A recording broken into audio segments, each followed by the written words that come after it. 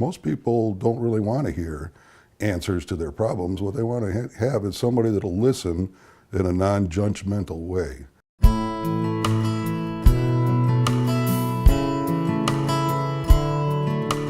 My main reason for wanting a Stephen minister was that I was suffering from extreme loneliness. Some of the things that Josh and I do together, well, when I first show up here, we normally take Romeo, the dog, and we take him for a walk around the neighborhood. And while we're walking Romeo, the dog, around the neighborhood, Josh and I get to talk about the things that are important to him, and sometimes the things that are important to me.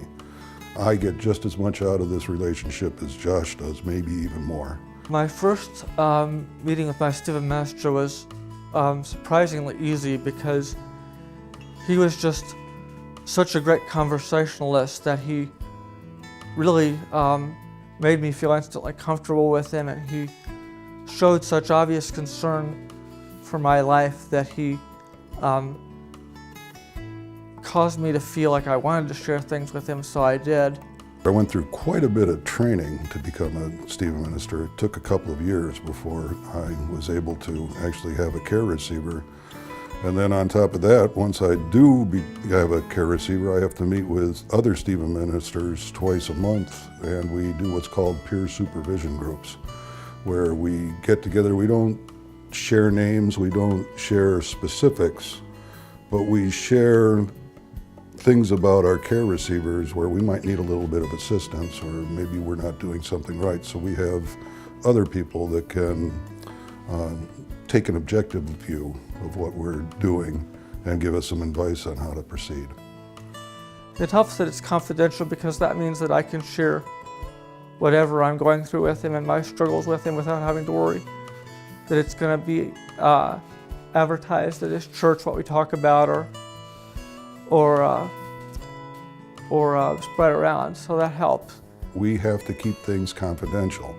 We cannot share the specifics of a care receiver, anything that would give away the identity of the care receiver, or specifics about their particular problem, because people want someone that'll listen in a non-judgmental way. And if we weren't confidential about that, it might become the gossip of the church, and that would be such a terrible situation, not just for the care receiver, but for Stephen ministry in general. I always assumed that for a ministry like this, it would be connected to a particular church, and that only people from that particular church would be able to benefit, since they would want to minister specifically to the needs of their congregation.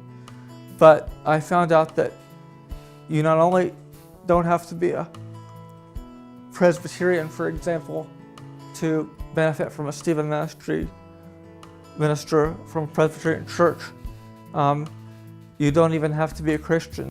We've been trained to talk to people that are not Christians and not to be proselytizing to them. We're not going to push Jesus on them.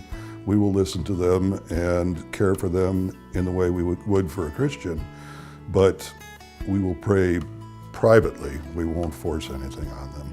My life and my mood would go dramatically down without my Stephen minister. God blesses me in so many tremendous ways that my cup just overflows.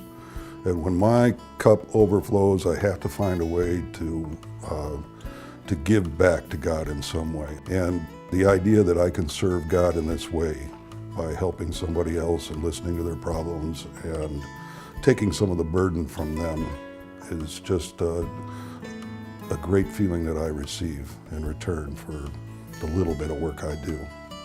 I am just so grateful for the Stephen ministry that allows me to have this valuable service that greatly enhances the quality of my life.